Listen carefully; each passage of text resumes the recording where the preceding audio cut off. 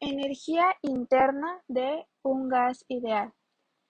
Para el caso de un gas ideal, puede demostrarse que la energía interna depende exclusivamente de la temperatura, ya que en un gas ideal se desprecia toda interacción entre las moléculas o átomos que lo constituyen, por lo que la energía interna es solo energía cinética que depende solo de la temperatura.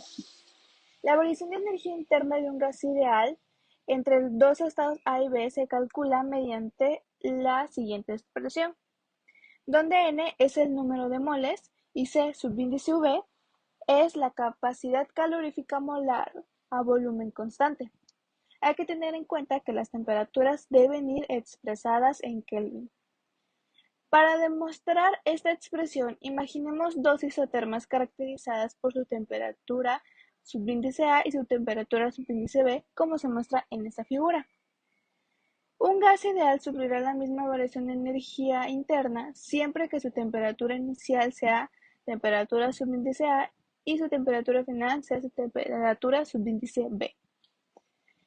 Elijamos una transformación isocora para llevar el gas de la isoterma de la temperatura subíndice A otro estado de la temperatura subíndice B. El trabajo realizado por el gas es nulo, ya que no hay variación de volumen.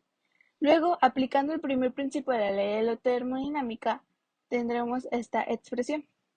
Y el calor intercambiado en un proceso viene dado por esta expresión, siendo C la capacidad calorífica, y en este caso, por realizarse a volumen constante, se usará el valor C subíndice V. Entonces, finalmente obtendremos esto. Esta expresión permite calcular la variación de energía interna sufrida por un gas ideal, conocidas las temperaturas inicial y final, y es válida independientemente de las transformaciones sufridas por el gas.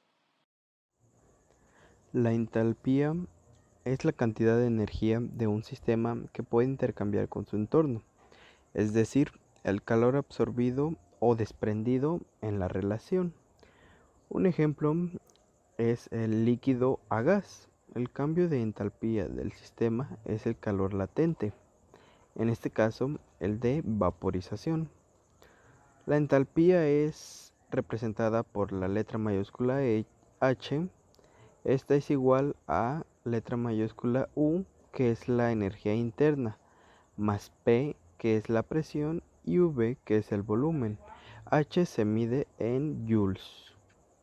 Y su fórmula sería H es igual a U más P por V. Cuando un sistema pasa desde unas condiciones iniciales hasta otras finales, se mide el cambio de entalpía. El incremento de entalpía es igual a la entalpía final menos la entalpía inicial. Algo muy importante que debemos de saber es la sustancia incomprensible, pues es aquella sustancia que su volumen específico o densidad es constante. Por ejemplo, el líquido, su volumen es constante, tanto como en sólido, su volumen también es constante. Y para los calores específicos de líquidos y sólidos, A, volumen y presión constante son iguales en sustancias incomprensibles. Al igual que los gases ideales, los calores específicos de sustancias incomprensibles dependen de la temperatura. Los diagramas de presión-volumen o diagramas PV son una manera conveniente de visualizar los cambios en la presión y el volumen. A los diferentes estados del gas les corresponde un punto en el diagrama PV. En el eje vertical se da la presión y en el eje horizontal el volumen, como observamos en la imagen. Cada punto en el diagrama PV representa un estado diferente del gas, uno para cada temperatura y volumen posible.